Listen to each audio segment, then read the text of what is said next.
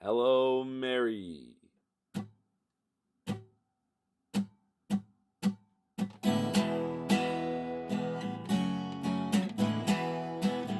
I think that is the worst thing that anyone can do ever, and it's know if like I have so one. common. I don't know if I have like a, I'm too cool to like hate other people's habits. Mhm. I'm not. No, I don't know. Y'all be doing some annoying shit. I don't know. Mm. I'll have to revisit this. Right. I'll write you a paper, Yeah. 5-page paper tomorrow on habits I don't like. You're gonna hear. There's from lots me. of people that I find annoying. They do annoying things, Right, But but it's not like a consistent across the board. No. Everyone does No, this thing. because even when other people do it, it doesn't bother me so much. It's just that other person has annoyed me so much in other ways Right. that them doing that thing bothers me. Right. What are some Yeah. examples? Wait, what? Like what are if you had to list? Oh, some things? examples. Yeah.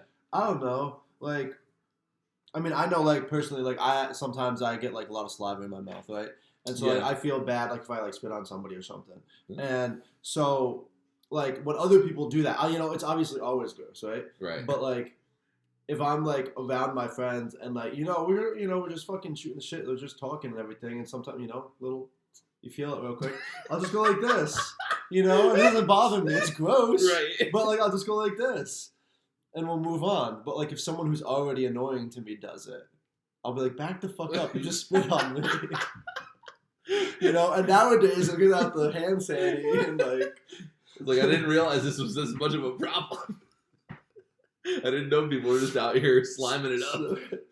The saliva industrial It's complex the only got you thing down. that I can think of that, like, always bothers me. I mean, that is bothersome. I'm bothered too now. Now I want to be waiting for somebody to just...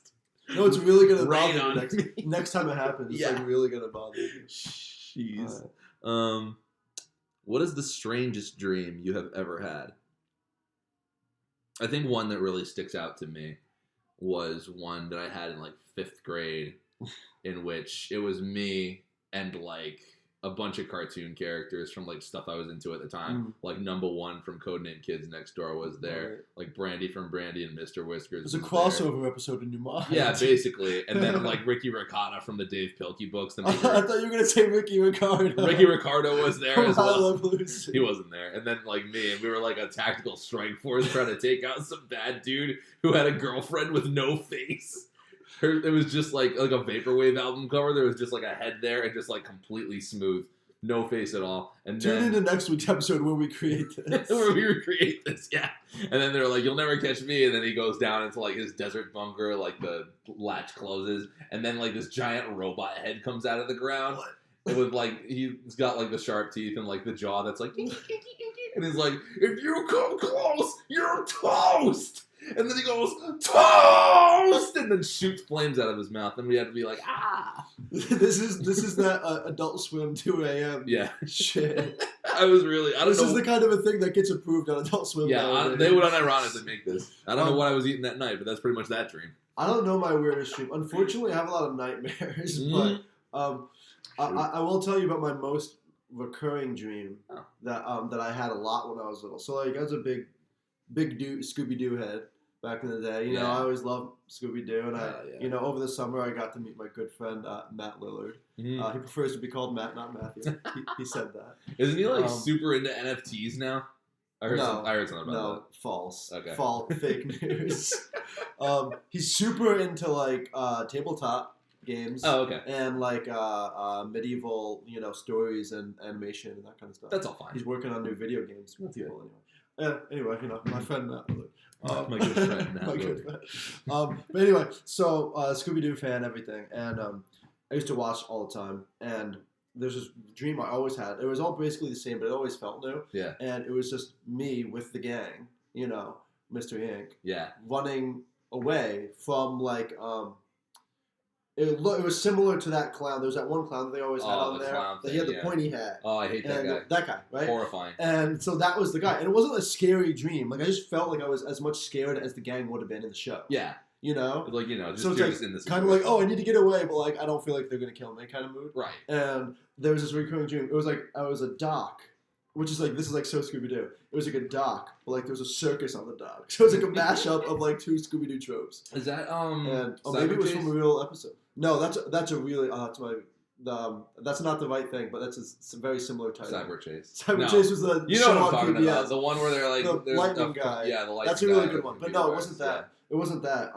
But there was a dock, and then there's like a circus on the dock, and we were running around. There's lots of little circus tents inside the big circus tent, and we're all running, and like everyone's paired up how they should be. So like I'm by myself. Yeah. Running, and every now and then I look behind him, and there he is. And then I end up climbing up, like in the show, one of these like super tall ladders to get up to the tightrope board thing. And I get up there, and like Scooby and Shaggy are on the other side, and I'm on this side, and he's coming up this way.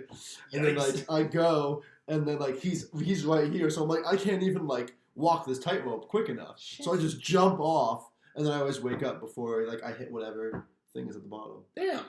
That was like a recurring dream I had a lot. It wasn't scary to me. No, I was just like, cool, I was in a Scooby-Doo episode. Right. But it was almost exactly the same every single time. And I probably had that dream probably like 15 times. That's wild. Yeah. I don't really have recurring dreams. I have a bunch of them. Someone out there is trying to tell me. I don't know what that one was trying to tell me. Right. But you've had enough Scooby-Doo, maybe. Yeah. If you had intro music, what song would it be? Why? That's a tough one. There's a lot of good songs out there. I mean, I would want mine to change. I wouldn't want to choose something for the rest of my just life. one song. Yeah. Right. I'd want one for like different moments. Yeah. I don't know. Would you? Well, here's a question. Here's a twist on that. Would you use somebody else's music, or would you want to write your own? Oh, one of your own things. Yeah, because like you have that ability. That's true. Yeah. Would you want to create your own theme music, or would you just want to pick a song that you love? That's a tough one. Maybe I probably would just make my own. Like I just use like the intro riff of one of my things like over and over, just something to really run in and just wreck people's shit up to. Yeah, I think it depends on my mood. You know, if it's like right now, you know, if I'm feeling like good, like I'm feeling cool, just like hanging out, like I'm about to walk in somewhere, like I'm about to walk into the compound, or like I don't know, walk into the bar or something. Probably something from Hobson or Corday. Oh yeah, two rappers I'm like really into. But if that's not the case, if I'm going into like a club or like about to like hang out with like Nzinga or Gabby or like going to the fucking Riverhead with Deanna or something like that, then like probably Doja Cat. Yeah. Which is on my shirt today. Hey, that is a sweet shirt. Probably Doja Cat. I know my sister got it. Really Shout out to Heather. Heather. She got this shirt for me for Christmas. Oh, she's not naked. It looks like she's naked right now. Good grief, she she's naked. She does have clothes on. But here it's at the perfect angle that it looks like I got a naked Doja on my shirt. I got a compliment on the sweater today. Oh, really? I was over at Aldi's, just picking up some stuff. And I was choosing. I hope this isn't weird. Maybe it is. I was just getting a pizza from Aldi's, and I was like looking at the lines, and they were all kind of the same length. So I was like, I'm just gonna pick the cashier that I would like to speak to. Yeah. You know. Yeah. And like there was this really pretty girl at one of them, so I was like, I'll just go to that one. Right. And so I did, and then she was like, oh my god, I love your sweater. Like that's the best like thing I've seen all day. Yeah. And like I was just like, thank you so much. And like I didn't fucking say anything else to her. Right. I just said thank you. And then before I was leaving, because that's kind of that conversation. I was like thanks for making me smile, and like walked out. Right. And she's like, have a good day. I'm like, man, I should have said something. What if you were like? What if you were like, oh, you like Doja Cat, huh? Name 3 of her songs. Just gatekeeping this person who gatekeeping Doja. Gatekeeping Doja Cat. I can't imagine getting a compliment. It's complimenting somebody. That's someone like questioning my love for them. Yeah. Frig. It's like, hey, I like your cat's shirt. Name 3 musicals. Name 3 musicals. Name 3 cats. Name 3 genres of cat. Yeah. Name every jellicle cat. What was the best invention of the last 50 years? 50 years?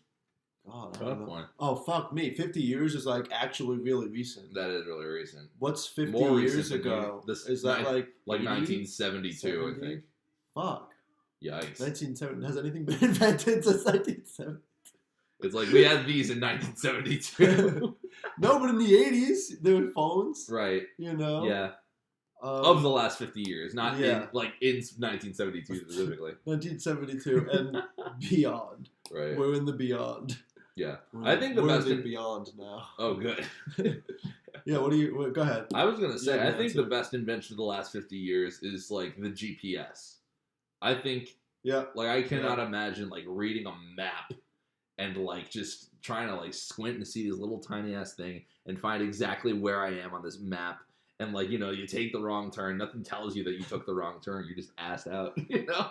Yeah, I think, you know, I think I've got to agree with you, but at the same time, so I agree because, like, back home I can get everywhere. Like, Sure. you know, most people near their hometown, you know, they can go anywhere. Yeah. And luckily, the way we're set up on Long Island, like, we don't have every direction to go into. Yeah. You know, you're going either east or west. Yeah. So I actually know, like, a lot more land area than most people might. Yeah. Because, like, I probably know my way around all the way out to CI. Yeah. And that's only because Deanna lives out there. So, Right. like, I know how to get to CI Yeah. and, like, a little bit of that area and all the way out Yeah. east. But, like, going but anywhere if I had, like, new. going to Philly, Yeah. or, like, when I first came up to Connecticut and they gave me an address, I'm like, oh, what's the address? And you told me, like, your address. Yeah. And I'd be like, Oh, like, cool. I'd have to take That out a means map. nothing to me. yeah.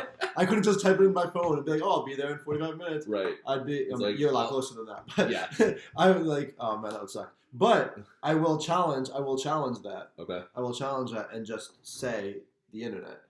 I was thinking, Well, like, probably not. specifically not just the internet, but specifically Google. Yeah, sure. Having I'll some take sort that. of searchable database. Yeah, that is cool. Because me and my That is a big dad plus. were talking about that today, actually. We were talking about, you know, rest in peace, Meatloaf.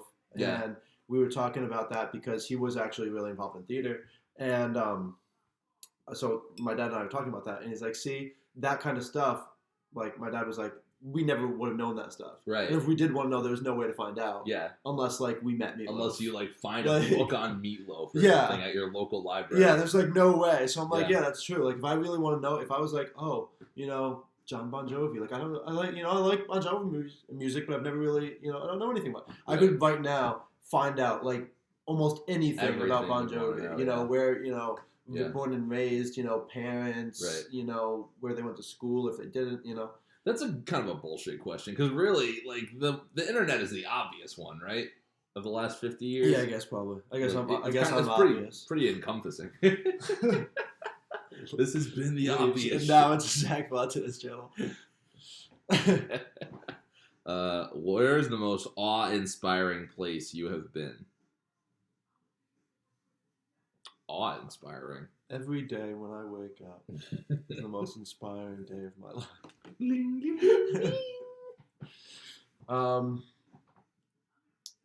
Anywhere where I'm not on the clock.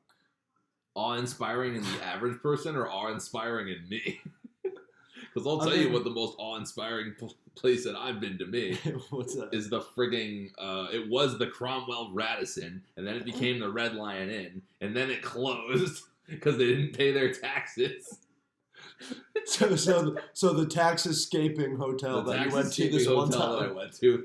I had like a birthday party there when I was 9, and the pool was inside, and it's like it looked like a little city to me. Like it's just That's a little cool. city indoors. I like little Yeah. stuff like that. I don't know. I don't really have. I don't know if that's the most awe-inspiring, but it's one. I have it's more one of them. like like trips, like places I've been because of like people and Yeah. the moment we happen to be there. Yeah. That kind of stuff. But like if you had to say like specific places, like I did have the opportunity years ago to go to Ecuador, and that Ooh. was amazing. That is cool. So seeing that Puerto was Rico. also my first time out of the country. Yeah, you know? Puerto Rico's pretty awe-inspiring. I was over there. That's neat. Yeah. I like that. Busch Gardens is awe-inspiring. It's depressing, but they made all of Europe in a little tiny section of Virginia. Let me tell you, I did go to the Sight and Sound Theater in Lancaster, in Pennsylvania, What is that? and it's now granted it's I don't know if it's Catholic, but it's this Christian theater, Oh, okay. and I saw Queen Esther was the play they were doing there. And, like I'm not like super, I'm not Christian, so I'm not like super religious and all that stuff, Right. but the theater was amazing. And like the show was amazing. Those So, people like, do be having money. that was pretty awe-inspiring. That is if cool. If that counts. Yeah. So. I don't go to awe-inspiring places. I hang out in rat traps.